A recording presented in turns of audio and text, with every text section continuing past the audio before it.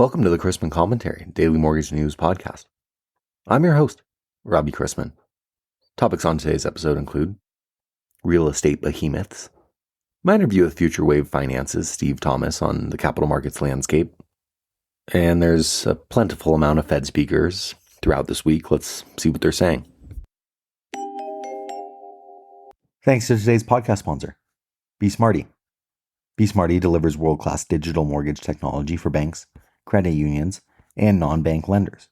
See the most innovative mortgage technology platform and deliver a complete digital mortgage experience today by visiting besmarty.com. In the real estate world, brokerage giant Compass is set to become the largest residential real estate firm in the world after announcing a deal to acquire major rival Anywhere for $1.6 billion. Compass, which also operates Christie's, will take control of Anywhere's subsidiary brands, including Century 21, Sotheby's, and Coldwell Banker. The all-stock deal values the combined companies at roughly $10 billion and will create what is by far the largest residential real estate brokerage in the world.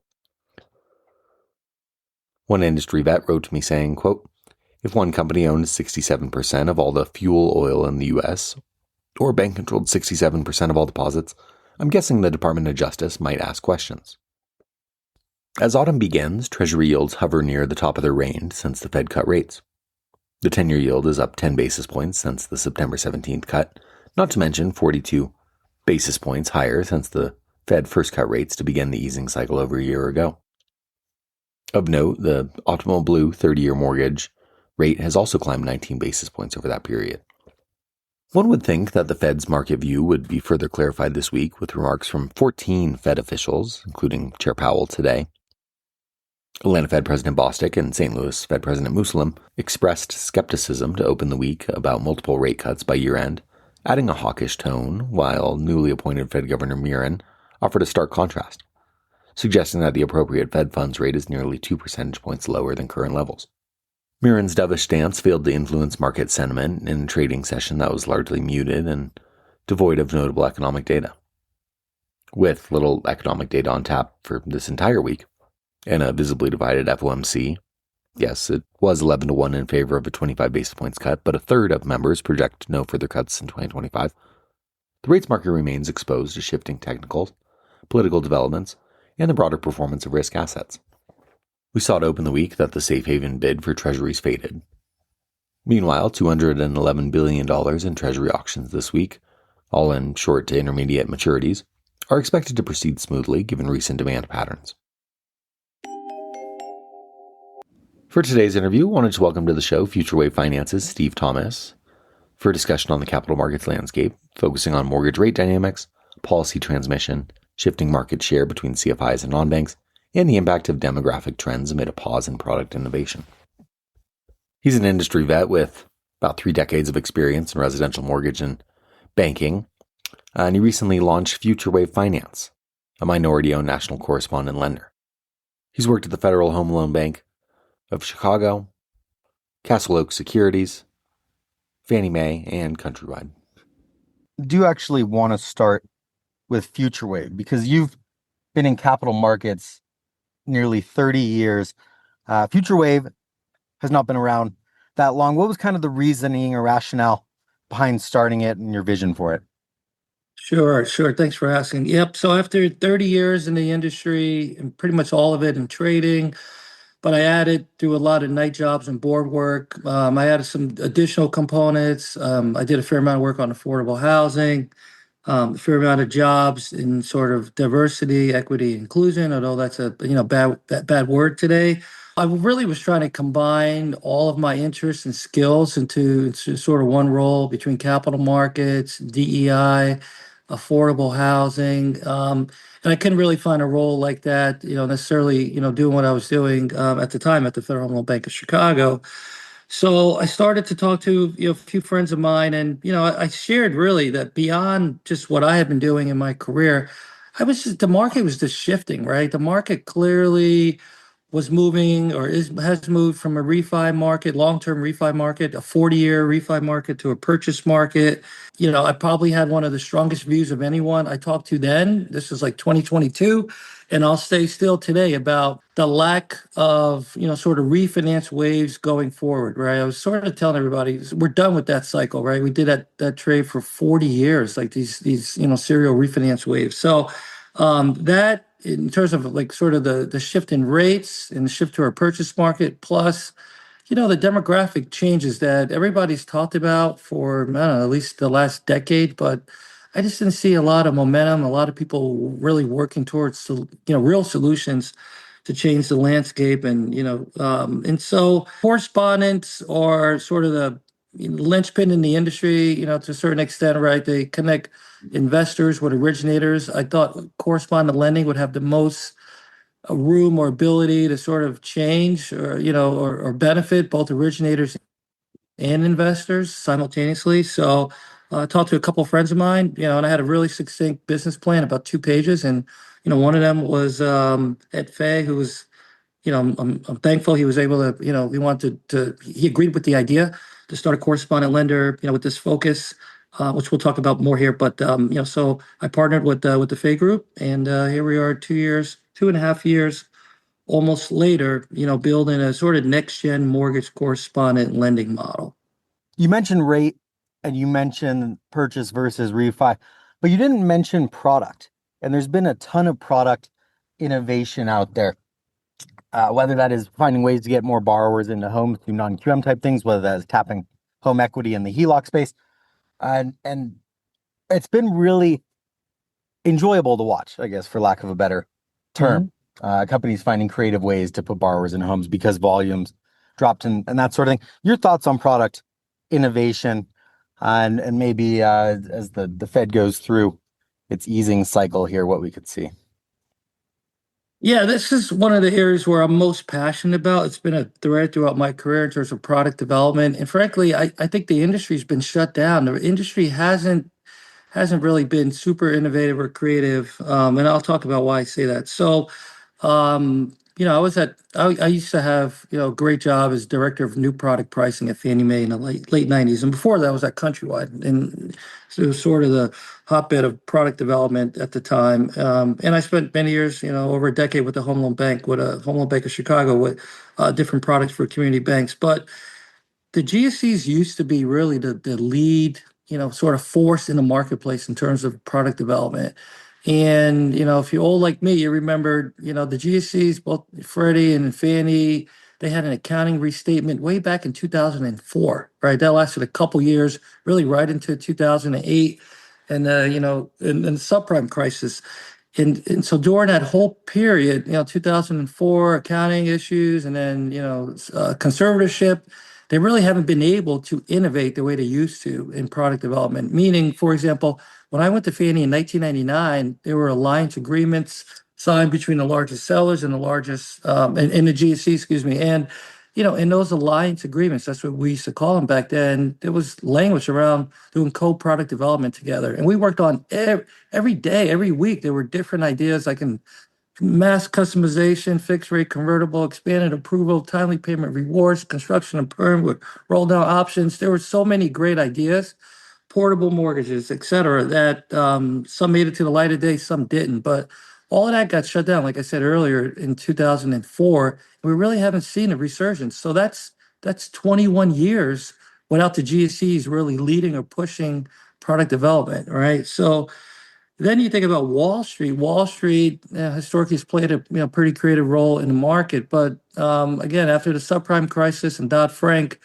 Wall Street got its hand slapped and really hasn't been able to innovate the way it used to. So, I mean, not in the primary market, maybe in the secondary market with capital markets innovations, but not necessarily in the primary market. So, to me, the industry has shifted, has changed from a product development standpoint. Without the GSEs or Wall Street really been able to create a lot of new ideas, new products, especially as we've moved clearly into a purchase market, it's been shut down to a certain extent, right? And then the third category you would think historically would be banks, right? Banks can innovate through portfolio lending on their balance sheet. That's gone on for a century. But the banks pretty much got out of mortgages throughout the same time period, right? Since 2008, 2009, we know the bank shares declined almost every year relative to the non-bank origination shares. So if the market is dominated by non-banks, number one need liquidity, right? They have to originate to sell every loan. When they originate to sell, they have to conform to standard guidelines, right? And so there just hasn't been, I think, my view is many opportunities to innovate and create new products the way, at least for an old school guy like me, it used to be. And the irony of it is we need it more now than ever. Meaning, in the era of refinance waves, standardization worked, right? You need to process loans quickly through sort of DU and accepted underwriting guidelines and all of that. But in a purchase market, borrowers need flexibility, right? You need handholding, right? You need relationships, right? That's what we're going through right now, and I think we'll continue to go through a long-term purchase market. And you need people that can, have some flexibility in their guidelines, right? To adopt to the homeowner's situation. So that's what we're trying to, do here at FutureWave. So when I talk about products, yeah, I get non-QM is huge in the marketplace right now, right? We're involved in that space. But non-QM's it came out of Dodd-Frank. It's not really a product innovation. It's just the market bifurcated between qualified mortgages and non-qualified mortgages, right? That sort of came out of the government. That's not GSE or Wall Street or bank-led product development. So been on a long new product development. It's been in a long hiatus, and we're trying to bring some innovation back. I mean, we're working on different ideas that I don't think a lot of people are talking about. I'm in for the last 2 weeks. I'm in a really deep conversation on portable mortgages, right? And what that would do if we can allow all of these borrowers that people have been talking about, everyone, the government, the industry, for the last couple of years, all the sub 5% mortgages that are stuck, right? Portable mortgages would be probably one of the best product ideas to allow those mortgages to move, right? To start to create some flow, some transactional activity, some liquidity for just deep discount mortgages. So it's things like that we're working on that I think are new and hopefully innovative and helpful to the whole industry. Well, if there's one constant in this industry, it's change.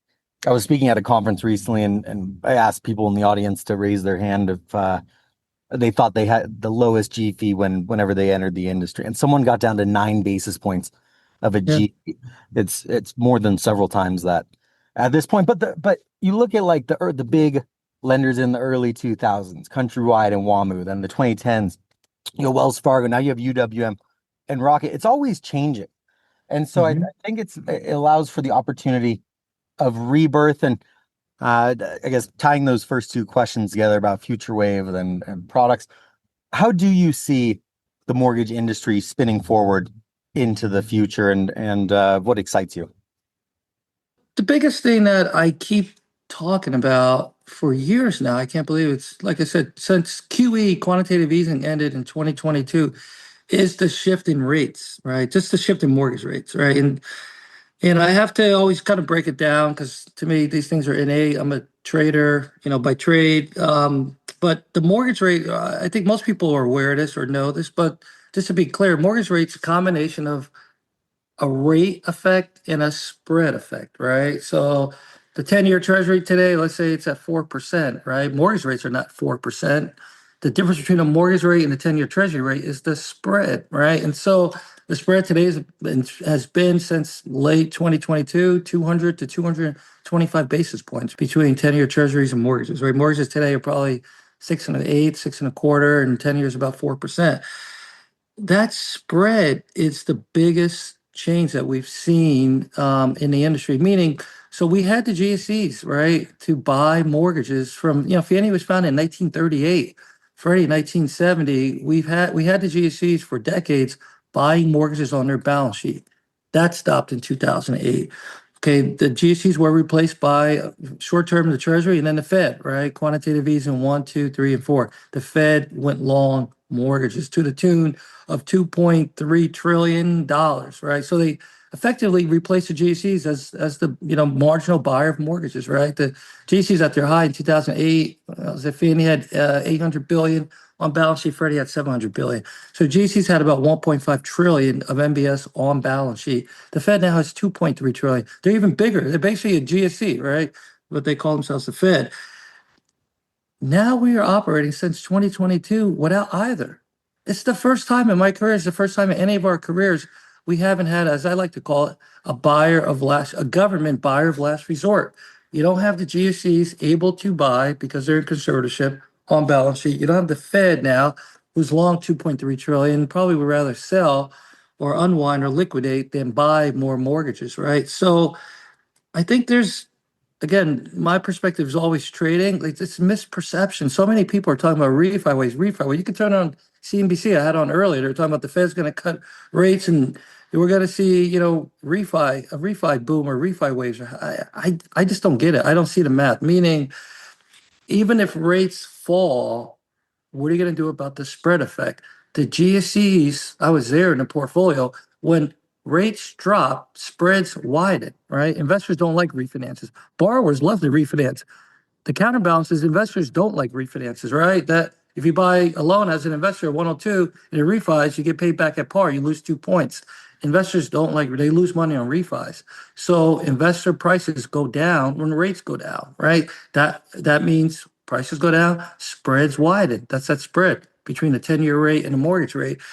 So even if you see rates fall, even if the Fed lowers rates, and that's, some of this logic out there is so far-fetched to me. I mean, Pulte's talking about the Fed on the short end, but we need a drop in the long end, the 10-year, for mortgage rates to even react somewhat, right? So you need the 10-year to drop, but if spreads widen, which they always do, and there's no buyer of last resort, meaning the GCs or the Fed, I don't know who's out there to keep to bringing that mortgage rate down when rates drop, right? To lower spreads. And that's the piece that I just find the industry, if not the country, is not really, grasping or not really tight on their math of like what actually will happen. So my prediction since 2022 and when I started the company is that, hey, forget about these refi waves. Like it was a great trade. Like the 10-year started rallying in 1984, right?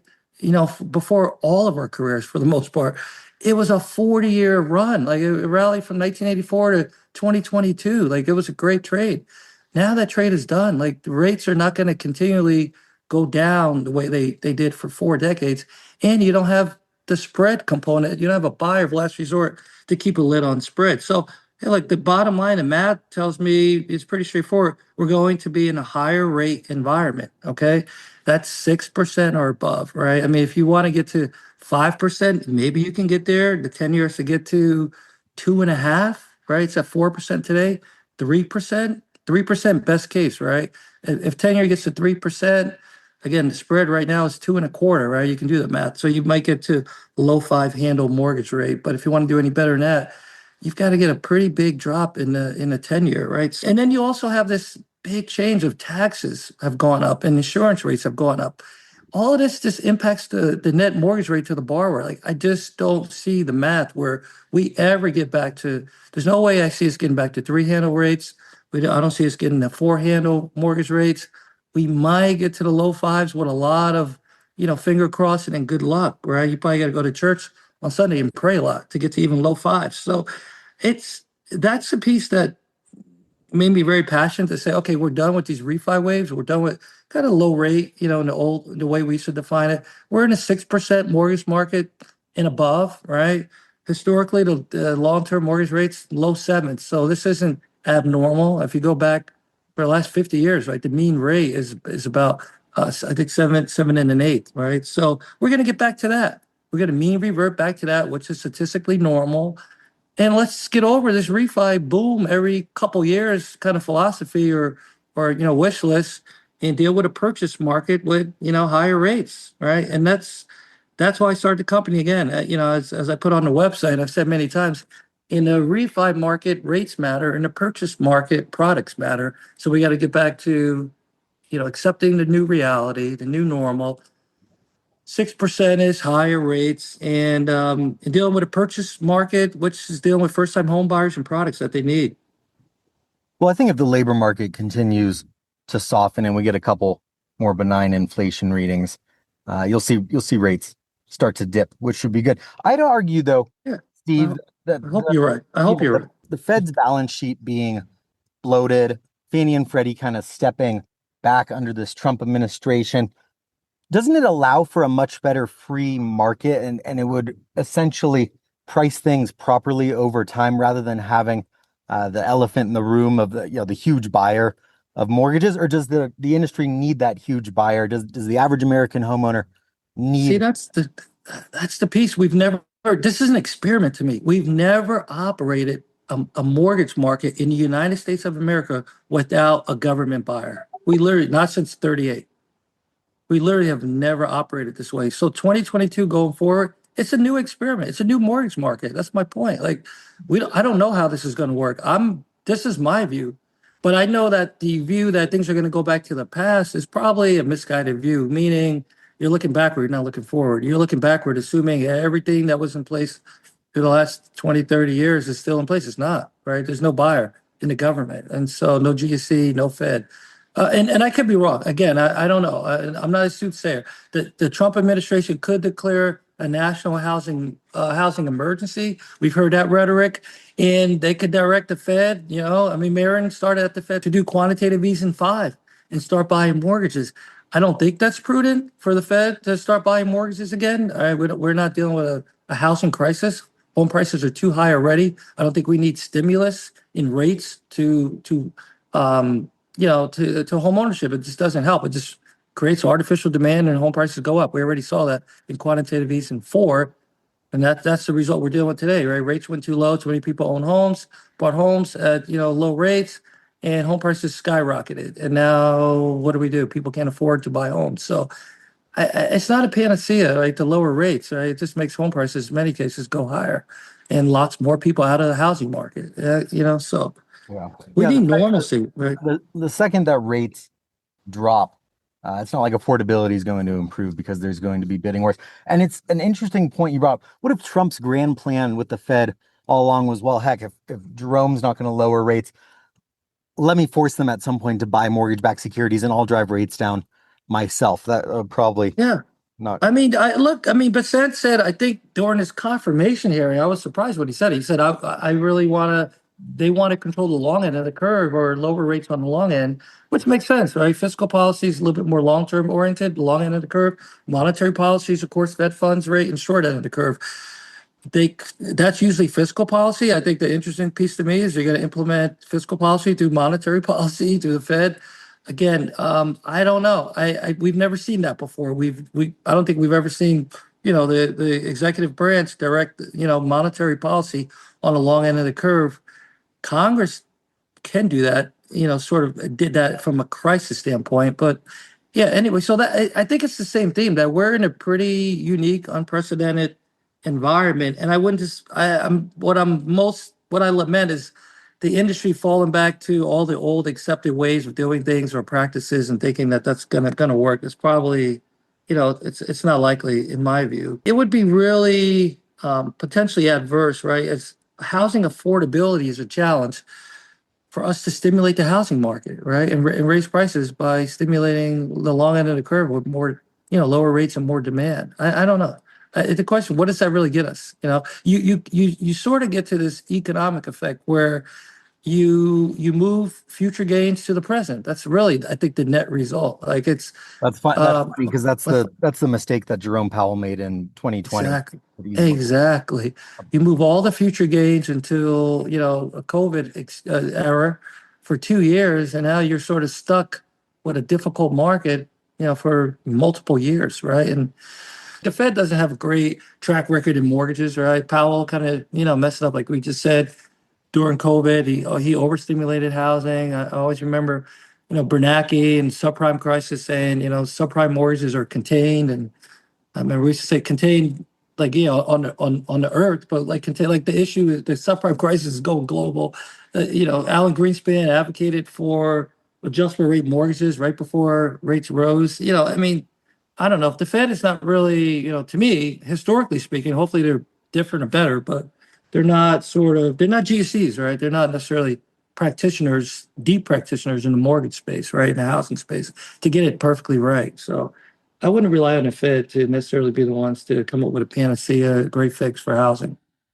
You mentioned spreads. Let's also talk the yield curve for a minute. It Mhm. was inverted for much of the past several years. It's now steepened noticeably, which could help arm production, even though Fannie and Freddie haven't been great at buying arms ever. But talk about a steep yield curve from a trader's perspective, or just your thoughts on the curve right now. A recession is not really being priced in, which is interesting in some senses. Yeah, usually inverted curve means a recession is coming, right? That's kind of macroeconomics 101, at least from the Chicago school. The way I think about the yield curve, to me, in the mortgage space, two effects come to mind immediately. One is CMO production, and the other one is bank participation, right? And CMO production is neither here nor there for the primary market, and any of your listeners that are thinking about sort of, the primary market. So I'll skip that one for now. I don't know if a lot of people are familiar with CMOs. Um, but for banks, I think that's the real, banks can really move the needle in mortgages, right? But for banks to do that and to buy mortgages again and put them on balance sheet, right? The steeper the curve, the better, right? So if we do see a steeper curve and banks can fund mortgages and, book a NIM, net interest margin of 250, 300 basis points, and hopefully these are stable loans. They're not going to prepay too fast. It's kind of a no-brainer, right? Mortgages typically have pretty good credit risk. There's geographic diversification, blah blah blah. So it's a nice bank trade. Again, we haven't seen banks put whole loans, mortgage residential whole loans on balance sheet besides jumbos in a while, not originate to hold on balance sheet. So that could change the market if we get a steeper curve and banks start to buy. But it brings up one of my big topics. What we work on at FutureWave is how do we bring banks back into the mortgage space, right? The non-bank share of originations is dominant. It's 70 to 90%, but by product type, whether you're talking non-agency or conventional or Govy. Govy is close to 90% non-banks. So the first question is how do we get banks interested again in mortgages? And banks have the funding, they have the cost advantage today already, right? A bank can either originate to put on balance sheet, originate to sell it. Either way, they have the benefit. They can fund with deposits. Mortgages today are probably, low threes, right? And the IMB is going to fund it at SOFR plus. SOFR is like 430, somewhere around there. So SOFR plus, let's say 100. I mean, the math is pretty easy. Banks have 300 basis point advantage versus a warehouse for a non-bank to fund a mortgage. So that's just held for sale. If it's held for investment on the balance sheet, they can use home loan bank advance, the funding mix with deposits and, fund it, very, very, very attractively compared to a non-bank who can't even fund a loan on balance sheet. So banks already have that advantage. It will improve if the Fed lowers the Fed funds rate. So the question is how, and this is what we talk to banks about every day, community banks, is like, how come you're not in the mortgage space? Or how come you're, ceding market share to non-banks? And, it's a complex issue. I worked on it on the agency side, for 14 years combined, working in the home loan bank system with community banks and credit unions, and now we're trying to simulate some of that, but in the non-agency side, we're trying to get banks to look at non-agency lending as a surrogate or replacement or an extension of potential portfolio lending, and a lot of bank portfolio lending. The biggest thing we encounter in the past and in the present, bank portfolio lending in residential mortgages tend to be ARMs, like you mentioned earlier, Robbie. And there's not a lot of demand for ARMs. So a lot of banks aren't doing portfolio lending, right? ARMs are just, borrowers just want the certainty of fixed rates, right? So the non-agency space has a similar theme of portfolio lending where you expanding guidelines, yet you can do it in the fixed rate space, not in the ARM space. So that's more borrower friendly and effectively, you're a lot more competitive, right? Because there's hundreds, if not thousands, of non-agency investors compared to, just a bank rate for a portfolio asset that they put on their balance sheet, right? So we like the non-agency space relative to portfolio lending for banks to fixed rates, unlimited capacity at better rates, no interest rate risk, no credit risk, originate and sell to the non-agency market. We're spending a lot of time talking about that. Yes, and it's so interesting. These big IMBs want what the banks have, and that's essentially ways to recapture customers. It's lower cost of funds. Banks have all those advantages. Is it that it's just not worth their while, like you said, to portfolio a lot of these loans, and that's why they don't do it? We've seen so many banks get out of the business. That's part one of the question. And then part two, and it's where we'll end it for today, will be thoughts on getting banks back more involved. And maybe that's a solution to help driving down mortgage rates, kind of like what. Yeah, that is the biggest question to me in the market. A lot of people probably wouldn't agree with me. The biggest question to me is like, to me, borrowers should have choices, right? They should be able to walk into a bank and get a mortgage, or they should be able to apply online to get a mortgage. Right now, they really can't walk into a bank, right? I mean, for the most part, they apply online. That's the best way to get a mortgage. I mean, I'm speaking in generalities. I'm not being disparaging to any bank. A lot of banks are good at mortgages, but if you add it all up and look at the market share, right, banks have not been attractive to borrowers or originating mortgages compared to non-banks. So, yeah, it's a big, big issue. I don't think a lot of people are working on it. Frankly, the home loan banks, we worked on that because all of our members are banks, credit unions, insurance companies. But outside of the home loan bank system, yeah, and now FutureWave, we're working on it. Like I said, I don't see a lot of people talking about working on definitive solutions to get banks back in mortgages. Not working on it every day, right? And so, a lot of it, if I boil it down from our conversations at FutureWave, I kind of boil it down. I call it the three C's. A lot of banks don't like the compliance risk, compliance issues with residential mortgages. They don't like the complexity sometimes. They're putting loans on balance sheet, they prepay fast, etc. And they don't like the cost, right? The cost to originate a mortgage, when you add up all of the LOS costs and product and pricing engines and staffing, processors, closers, etc. What does it cost today? You can Google it. Probably 8,000 per loan, right? It's a very expensive department or division to maintain for a bank relative to C&I loans, commercial real estate loans, et cetera.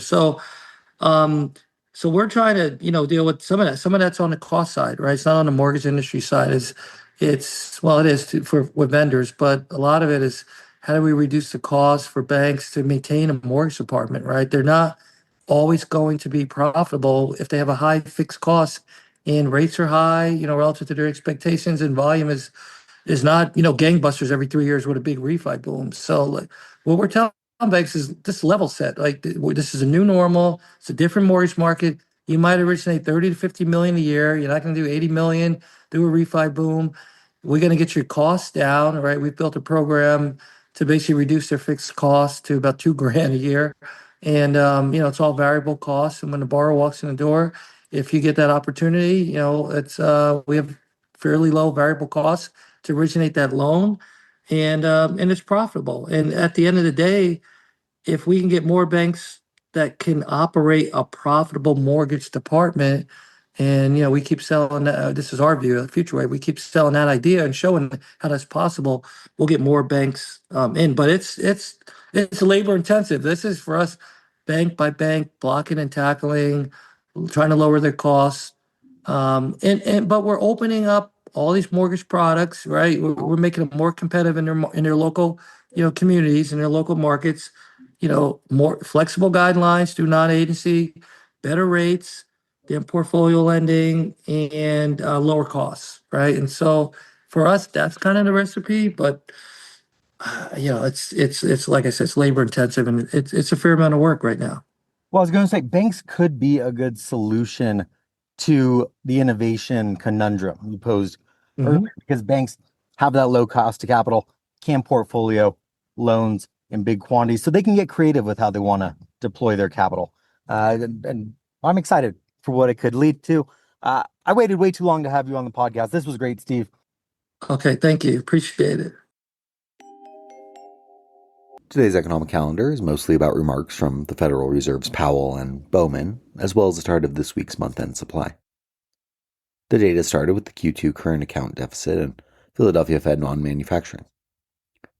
Later today brings Redbook same-store sales for the week ending September 20th, final September S&P Global PMIs, Richmond Manufacturing and Services, Treasury activity that will be headlined by an auction of $69 billion of two-year notes, and the aforementioned Fed speakers. Today is also Class D 48 hours for MBS. We begin the day with agency MBS prices roughly unchanged from Monday's close, the 2-year yielding 3.60, and the 10-year yielding 4.13 after closing yesterday at 4.14%. Let's wrap up with a joke and some housekeeping. A man takes his bulldog to the vet and says, "My dog is cross-eyed. Is there anything you can do for him?" The vet thinks for a few seconds and says, "Well, let's have a look at him." So the vet picks up the dog while examining his eyes, and at long last he says, "I'm going to have to put him down." "What? Just because he's cross-eyed?" says the owner. "No, because he's really, really heavy," says the vet. Thanks again to Be Smarty for sponsoring this week's podcast. It is the most innovative mortgage technology platform for banks, credit unions, and non-bank mortgage lenders. To learn more, visit besmarty.com.